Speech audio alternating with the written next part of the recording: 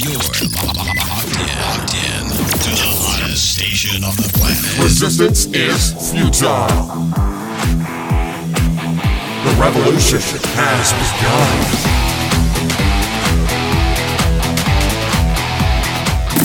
You're listening to Rebelpreneur Radio, helping you break the rules and build the business you need for the life you want. And now, broadcasting his pirate signal from somewhere beyond the status quo, here's your host, best-selling author, marketing and media strategist, Ralph Brogden.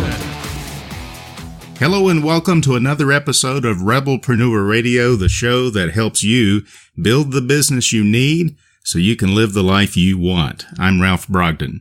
You know, I work with a lot of entrepreneurs, solopreneurs, and what I call rebelpreneurs to help them build and grow their business. And one thing I've noticed is that building a business, especially if you are a solopreneur, can be very, very lonely.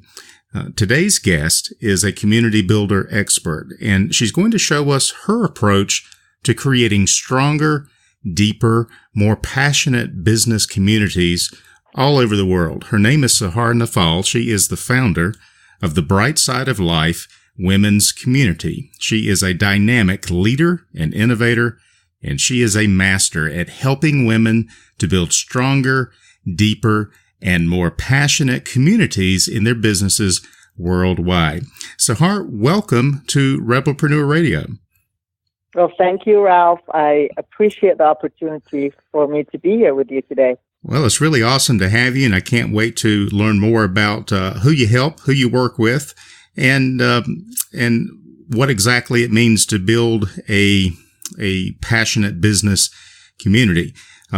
You are an award-winning entrepreneur with over 2 decades of experience as a community leader, a coach, and a trainer. You've got unique insights about how women business owners need to show up as leaders and to more effectively promote themselves as experts in their field.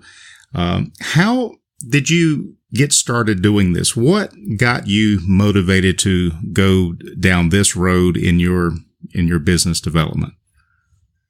That's a great question, Ralph.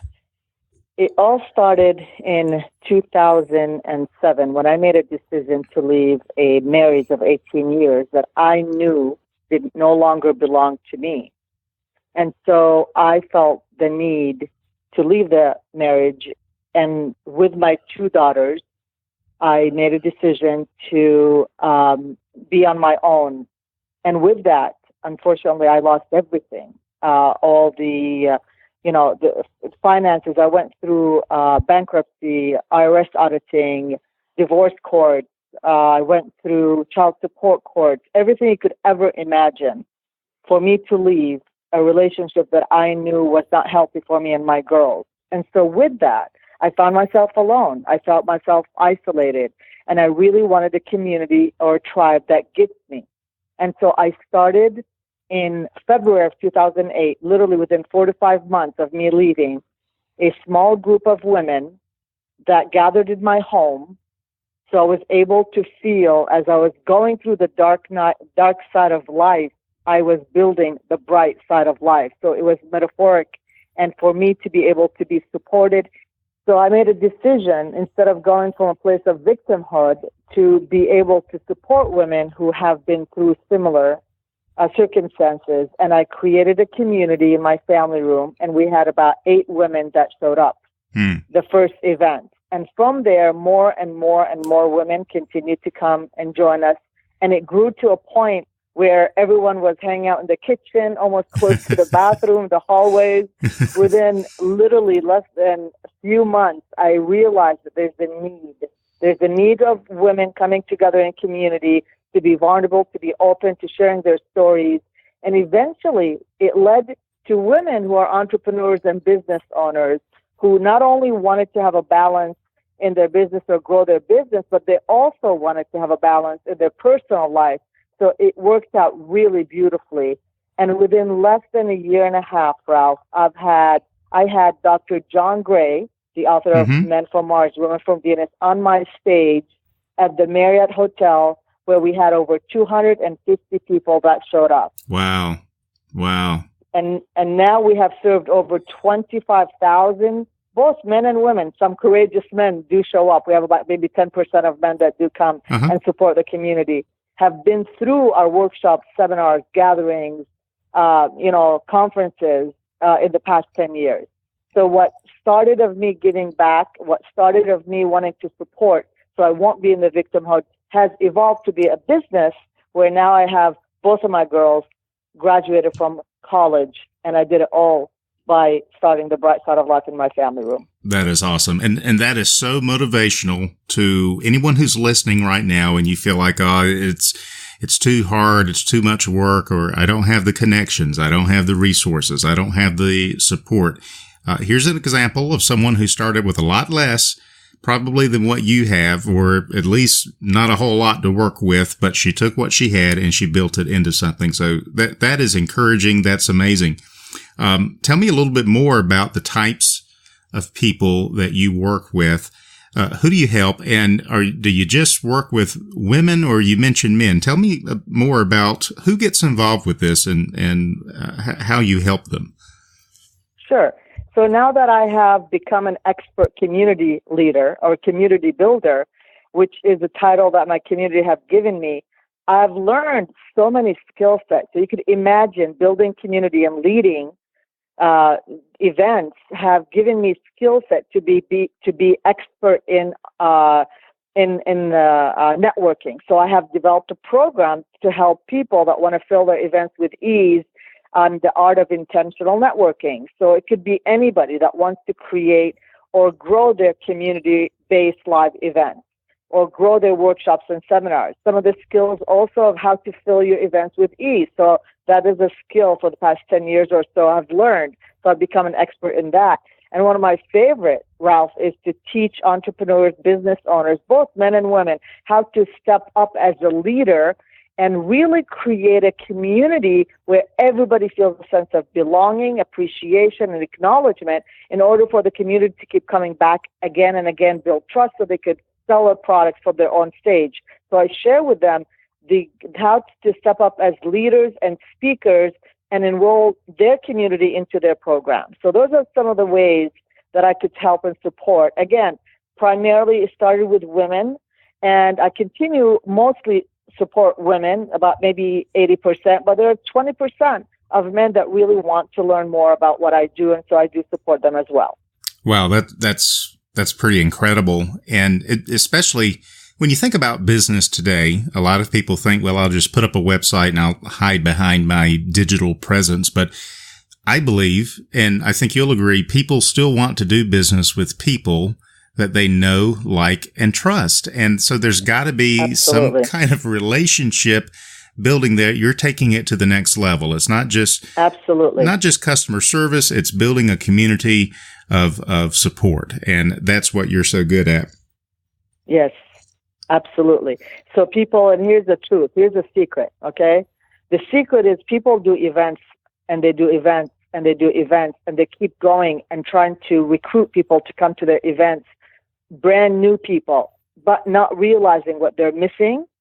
And that's one of the mistakes that people actually do, entrepreneurs, is they do events without realizing that the gold or the treasure is in the people that keep coming again and again to their programs that may or may not have purchased, or they left because they didn't feel a sense of belonging to that community or to the group or to even the workshop. And that's where my expertise comes. How can you create an environment, a culture within your ongoing event so people could feel that they are part of it, build trust with you, and feel that they are being supported in a very authentic and genuine way?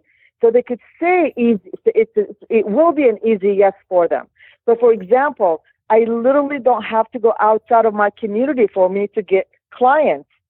It's literally that. It's my funnel. It is a place where people come on a regular basis and they meet me, they get to know me, and it becomes easy for me to reach out and say, hey, let me support you in helping you network more or help you create a better community or build your community or your event. or help you hone your message from the stage so people could say yes, easy. Do you see what I'm saying? So people that build community, if you start right now, if you're a brand new entrepreneur, whether you are a coach or a healer or a speaker, I don't care what you do, if you start your community right now, give yourself 5 years, I promise you, your entrepreneurism and your life and your business growth will be much faster than if you start doing it organically like everybody else is doing it. This is the best kept secret, and I wish everybody would really realize the importance of building community for their tribe so they could be able to thrive while they're supporting them in every way. That's really awesome, man. As you're talking right now, I'm getting all of these light bulbs going off in my head about the potential here, and I see that there's a problem with marketers, whether they're selling their product, their widget, their service, or even trying to book people for an event, and you have to sell the same thing over and over again, and you have to constantly find new people to sell things to. Yes. When if you really see that your goal and your mission in life is to build a community, build relationships with people, you won't have to sell to them all the time. You're just supporting them, and they come to you. You don't have to go to them. Yes. They come to you. Is that the gist 100%. of it? 100%. Awesome. That's it. That's right. That's awesome. Well, thanks for sharing that, because that gives me some ideas right there that I'm going to have to start. I could help you, Ralph. Awesome. Yeah, there we go. That's what I'm talking about right there. Yeah. So it's not like, hey, Ralph, come to my event. It's like, yes, exactly. Yeah, it's more like I can support that. Awesome. Yes. That's cool. Well, I love that. What would you say is the biggest problem you see with the people that come to you for support? They come for that community and that relationship, but what's the one thing that they keep struggling with over and over again?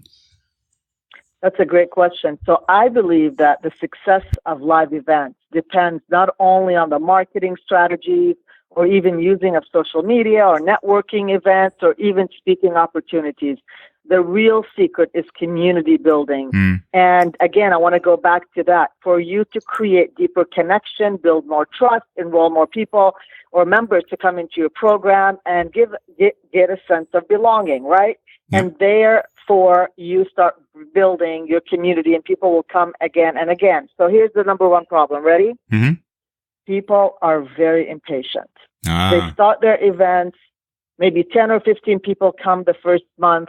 Maybe the second month or the second workshop, only a handful, and they say, forget it, I give up. Now they have spent months and months promoting and marketing and branding themselves and putting themselves out there, Ralph.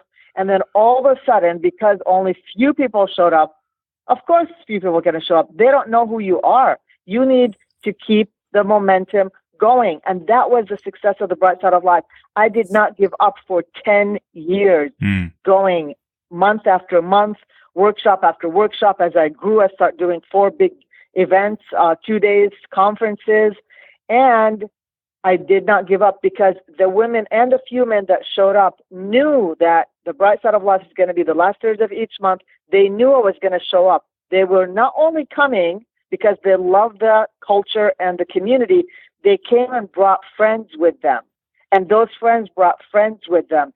So towards the last 5 years or so, I literally don't have to do half of the marketing because my community and my tribe have my back. They support me in bringing folks to come to the event. Not because they're doing me a favor, Ralph. They're doing it because they want to. They want to be part of this energy that I've created, the sense of belonging to that community. Their friends are buying, and so are their friends' friends. They're all saying yes to working with me. If not, if I have speakers coming and speaking, they're buying from them. So our community became a really well-known in the San Francisco Bay Area for everybody. It was so easy for me to fill. The reputation, sometimes I would sell out because I just, people would really come and bring their friends. It became so wonderful. But I want to tell you something. I moved from the San Francisco Bay Area in August of 2017. This is really important. So whoever's on this line, I want you to listen to this very, very, very carefully, okay? I moved to Illinois, a brand new location, suburbs of Chicago. I don't know a single soul other than my sister and her family and my daughter. Literally, no one, okay? I made a decision because I want to be with family. That's what matters to me most. My oldest daughter is here, my sister, and hopefully my younger one, she will eventually move here. And so the family is so important. And as an entrepreneur, I get to work, and I work with people all over the world, which is so exciting. You know how it is. We have Skype and phones and Zoom. And so I wanted to start my own community. So I challenged myself. I said, okay, Sahar, here you go. You're going to do exactly what you teach your community, right? So the past few months, I've rebranded, started a new women's gathering. And now my first event with hardly any marketing, I have about 24 women coming to my first event that I promoted 3 months ago. I didn't know a single person. But you know how many people I have on my list already? How many? Ralph? How many? 300. Wow. Okay? Yeah. This is brand new. I just started a few months ago. It is so easy. And I chose it to be small because I wanted to see the focus of the energy of what the Midwestern, both men and women, are seeking. So I wanted to make it experimental. But they're coming. They're showing up, right? And they want to participate. And so now I'm rebuilding a new culture. San Francisco still goes and still going. I have somebody there. But right here, I am rebuilding. And it's not hard. Opportunities are opening up. Now, people are saying yes to me coming and speaking on their stages, reaching out to me like you did. This month alone, I have 5 telesummits, right? And including yourself, right? I've been interviewed. Yesterday, I spoke on stages. Because of who I have built to be as a community leader, no matter where I go in the world, my reputation as a community builder expert who have had extreme success of building community is going to follow me. So that's another advantage of creating a leadership role as you lead your community. Wow. It does not end. That is so powerful. And you know, when I was listening to you talk about your success in this area, it reminded me of a program that I invested a few $1,000s in with a well-known internet marketing person. And part of the appeal to invest in this program was not just the product and the information, but the promise of a community. And so I joined that program, and what I discovered is the community is a Facebook group. And the owner of that community or the marketer that I'm talking about does not even interact with people in that Facebook group.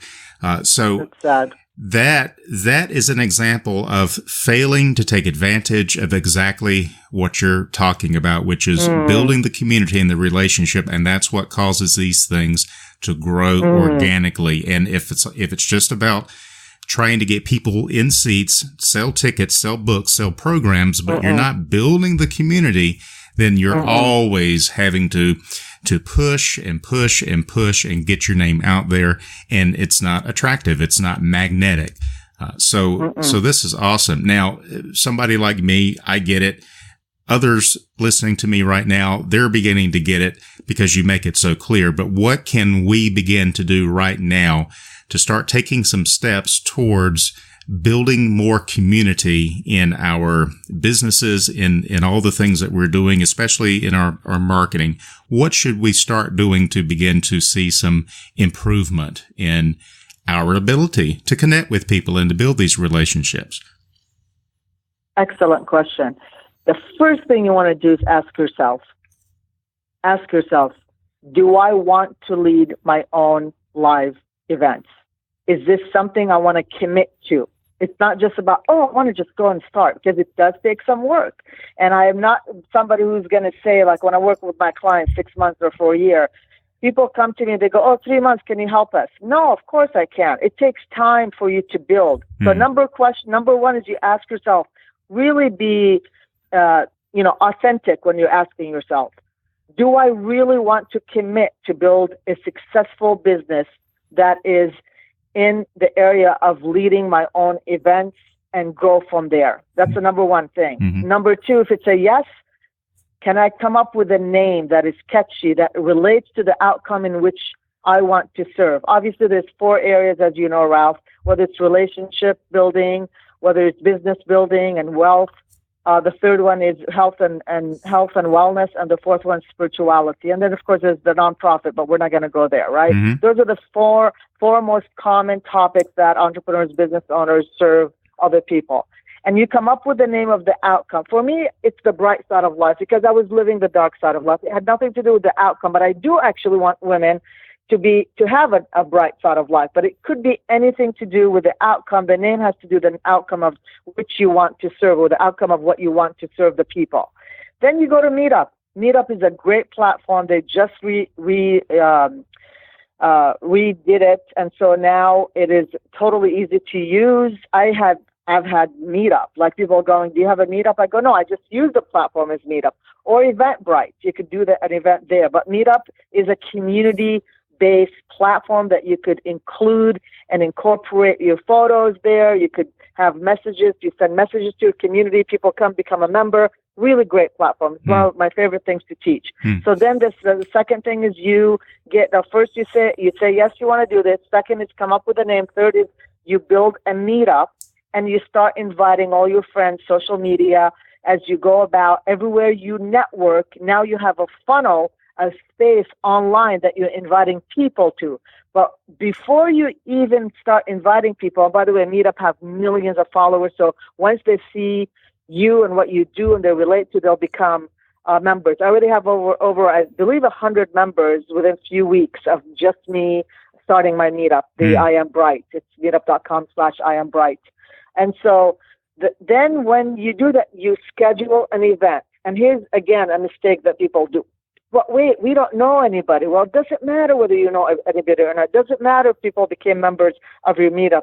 Just the setting of the intention and taking a commitment of saying yes to starting an event. It could be an all-day workshop, 5 hours, 2 hours, 1 hour. I don't care. Just do it, right? Right. Get that, because that's going to help you with the momentum. Find a hotel location, even if it's 10 people, for God's sake. Just get started, right? Just start somewhere. Then you set the date, you find the location, commit to it, and organically let it grow. Now, when I go out networking, what I do is I send people to my Meetup. I don't spend time trying to convince them what I do. My objective is to fill my Meetup, because there I could build relationship, and it would be a much easier yes for them than me trying to work my butt off, try to convince them to do a session with me or conversation with me or work with me. I just say, hey, I invite you to come to my Meetup. And once you're there, I'll be more than happy to share a little bit more about what I do. That's how it works. And it will grow organically. Give yourself 2 or 3 or 4 years, depending on how much energy and time you want to put in it, how much social media you want to create. But you're doing it anyway. But here's the difference between an entrepreneur business owner who does not have an event, or who does not have a community-based event and does have an event. They're literally flushing leads down the toilet for those who are not doing it. This, at least, for people that may not come this time, they will come again.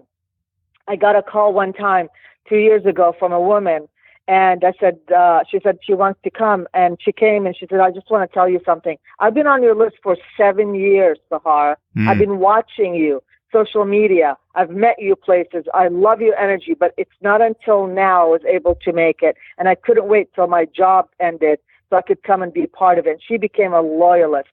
I did not give up on her. She stayed in my ether. She stayed in my space, and she ended up being one of the best clients I've ever had. Because I was there and I showed up. And that's what I want to tell you, guys and girls who are on the call right now.